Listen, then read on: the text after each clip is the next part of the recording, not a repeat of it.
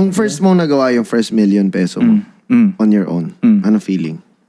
Paano mo ginawa yun? Feeling ko, doon ako ng mafia. Ganun, feeling ko, ako yung the shit. Ganon, yeah. First million?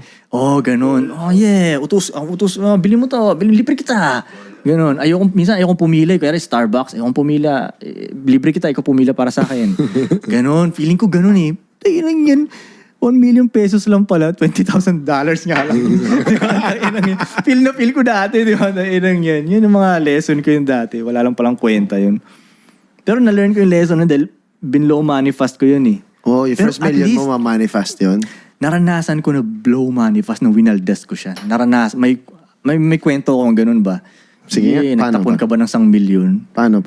At kung ano-ano lang stupid shit na ginagawa ko, alam mo yun, kung ano-ano lang talaga. Tapos wala siyang return at all. Wala. May return ng experience at kwento. Nagwaldas ka na 1 million. Oo, may kwento mo, nakukwento ko sa'yo. Natawa pa kayo, o diba? Mayroon pa rin magandang... Sabihin nila, yabang naman ito. Bakit mayabang? Inamin ko na ngayon mali ko, mayabang pa rin.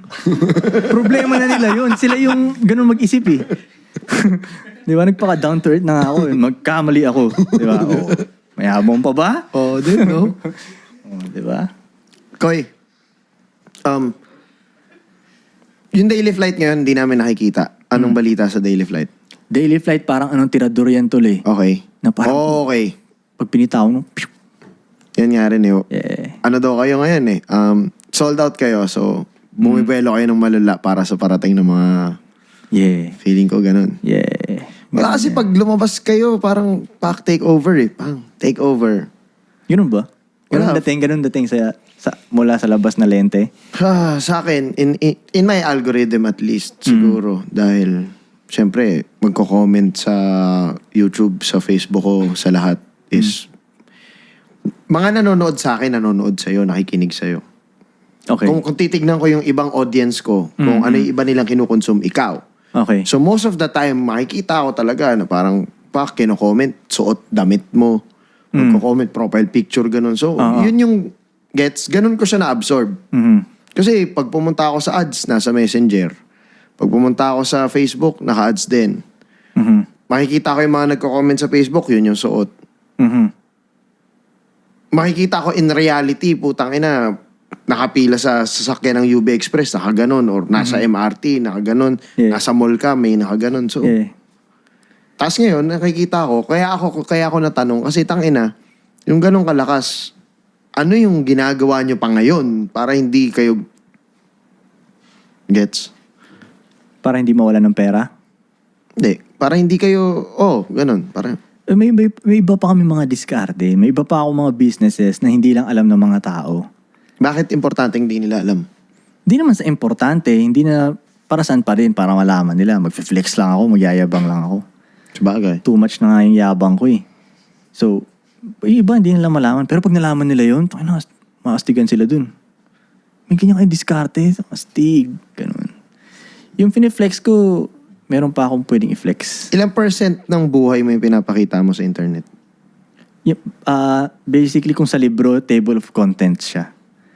Highlights pinapakita mo. Sa dami ng nilalabas ko, di ba? Videos and pictures. Akala nila nakita nila yung buong libro. Table of contents pa lang yun, son. Sipin mo pa pag nag-next chapter ka pa.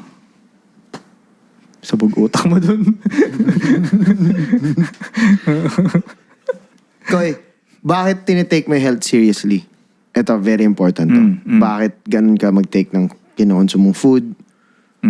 Mahilig ka sa shake, vegetables. Why? Dati wala akong pakialam talaga sa health ko. Okay. Hindi ako uminom ng tubig. Okay. Spam. Yun lang kinakain ko. Spam. Ganun. Pero nung naisip mo rin, gusto mo rin maramdaman yung mga pinaghirapan mo, yung mga results ng pinaghirapan mo. Ayoko naman dumating yung results ng pinaghirapan ko tapos hindi na ako makalakad. Ika-ika na ako. Kasi may sakit ka. May ganun, di ba? Hindi na ako mabilis gumalaw. Ayoko rin ganun eh. So, ano yun natin. Tsaka nalagay na ako, di ba? Parang nagkasakit ako dati. Yeah. Yun, ganun. Yung parang may nahahanap silang butas sa baga ko noon. So, parang sabi ng doktor, 6 months nga lang, pwede ka nang madedo eh. Kung di ka pumunta sa akin eh. Ganun. So, para sa akin, shit. Ayusin ko nga yung shit ko talaga. Ganun. Eh, inayos ko talaga. Ganun. Ayoko. Ang pangit pala malagay sa ganung feeling. Okay. Na parang akala mo madideds ka na. Doon mo nga malalaman na hindi pala talaga problema lahat eh. Kaya nga pag titinian nyo ako, parang para sa akin, wala, yan, di problema yan. Kasi naranasan ko na ang problema lang is mabuhay ka eh. Kailangan ko lang mabuhay ngayon. Yung pala yung talagang problema, pag yung parang mamamatay ka na. Yun na lang yung option mo. Oo, yun ang totoong problema pala. Ganun. Di pala problema yung dati. Yung ininit ng ulo ko dati, na akala ko problema, hindi pala problema yun. Ano lang yun, nag-away kami ng supplier ko. Uminit pa ulo ko dati doon, hindi naman pala ganun ka-problema yun eh. Naranasan ko na yung parang kala ko madideds ako eh. Kaya mo sineryoso Kaya ngayon, lahat ng problema sa akin, parang ganun na lang siya sa akin. Hindi ang problema yan. Ano yung mga normal na problema ang dumarating sa'yo ngayon na pwede mo i-share? Kunyari sa mga pera, mga ganyan. O kaya, hindi rin problema yung... Parang kunyari may lumalabas na mga kwento tungkol sa akin na hindi totoo, mga ganyan shit. Hindi ko siya tinitingnan problema. Actually, tinanong na ako ng babae ko yun eh. Bakit parang hindi ka na problema? Pag tinitingnan na parang laging walang problema sa'yo. Tapos, ang sabihin ko sa kanya, hindi naman kasi talaga problema eh. May nakatutok bang baril sa ulo ko? Wala naman eh. So, hindi siya problema. Pag lumalabas ako ng bahay ko, hindi ko naman kailangan tumingin sa kaliwat kanan ko dahil baka may tumira sa akin dyan eh. Kaya ko pa maglabas ng bahay ko, stretching ako dun. Hindi ko kailangan tumingin sa kaliwat kanan. Wala talagang problema, di ba? Yep. So, lahat ng mga yan, hindi talaga problema. Ano lang yan? Glitch. Parang ganun.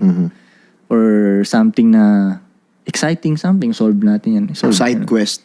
Mga ganun. Solve lang. I-solve yan. Hindi talaga problema yan. Something na kailangan i-solve. Something na kailangan harapan ng solusyon. Hindi talaga problema. Ganun. Ano yung nabanggit mo na balik lang ako sa music. Nabanggit mo kanina na yung music gusto mo siyang pabahain para di nila maiwasan. Pero what's the story behind releasing a mixtape every week, every other week, and meron pang isang taon during the pandemic na every month nag-mixtape ka? What's the story about those things na ginawa mo? Tingnan nyo, nalaman nyo nga lahat yun eh. Na si Kuy Kuy nag-release ng story yan, nag-release yan siya ng mixtape ng ganito karami. Wala naman nagsabi, si Kuy Kuy nirelease niya tong kantang to. Ang mas naalala nyo nga, nagpabaha ako ng mixtape eh. Naalala nyo na pag-usapan yun eh. Kasi wala nga gumagawa nun eh. Basta hindi Isang taon, no, Koy? Every end of the month. Naglalabas ako ng Tapos 5 days before, magpo-post ka ng picture na nasa studio ka. 3 days before, minimix mo na siya. 2 days before, maglalabas ka ng cover art. 2019 yun eh. Nagkulong ako ng isang taon 2019 para makapag-release ng ganong daming kanta. So after nun, iniisip ko, pag last ng mixtape ko, yes, lalabas na ako ng lalabas. Isang taon ako nakulong eh. Sa studio eh, di ba? Tangina, pag 2020, nagka-pandemic, ang putang ina. Doon mo ilalabas lahat yun. 2 years akong yung lockdown.